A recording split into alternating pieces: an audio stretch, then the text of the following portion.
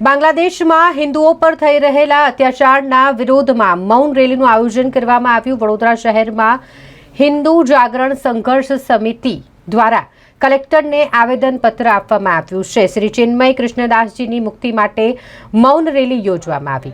વડોદરા શહેર ભારતીય જનતા પાર્ટીના શહેર અધ્યક્ષ doctor Vijaybhai Shah, deputy mayor Chirag Barot તેમજ અન્ય અધિકારીઓ અને સત્તાધીશો આ મૌન રેલીમાં જોડાયા હતા। સર સયાજીનગર ગૃહથી કલેક્ટર કચેરી સુધીની મૌન રેલી યોજાઈ હતી।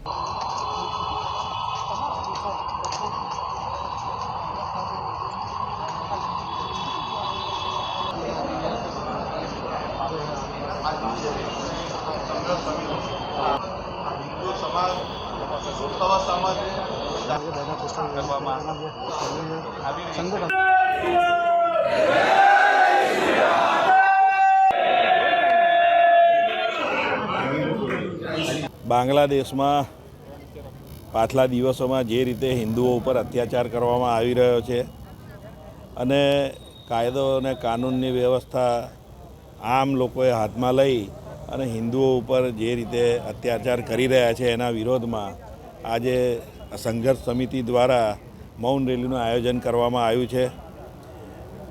ભારત દેશના તમામ નાગરિકો એવું માને છે કે ભાઈ દરેકે પોતાનો નિયમ ધર્મ પાળવાનો હક છે અને બાંગ્લાદેશની અંદર જે રીતે હિન્દુઓ ઉપર અત્યાચાર થઈ રહ્યો છે એના ઉપર ત્યાંની સરકાર જે પગલાં લેવા જોઈએ એ લેતી નથી અને એટલા માટે જ એના વિરોધમાં આજે આ રેલીનું આયોજન કરવામાં આવ્યું છે।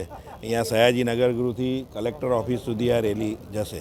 ઘણા સમયથી આપ બધા જોઈ રહ્યા છો બાંગ્લાદેશમાં, આપણા પડોશી દેશમાં હિન્દુઓની ઉપર અમાનુષી અત્યાચાર થઈ રહ્યા છે અને મંદિરોમાં તોડફોડ કરવી, ગેરકાયદેસર રીતે હિન્દુ સાધુ સંતોની ધરપકડ કરવી, આ રીતના ખૂબ પ્રમાણમાં બનાવો બની રહ્યા છે અને ત્યાંની જે સરકાર છે તે મુખ પ્રેક્ષક બનીને તમાશો જોઈ રહી તેવું વ્યતીત થાય છે। આ બધાના વિરોધમાં ભારત સરકારને કોઈક જો જનતા જોઈ શકે એ પ્રકારના કોઈક નિર્ણય કરે એવી અપેક્ષા છે।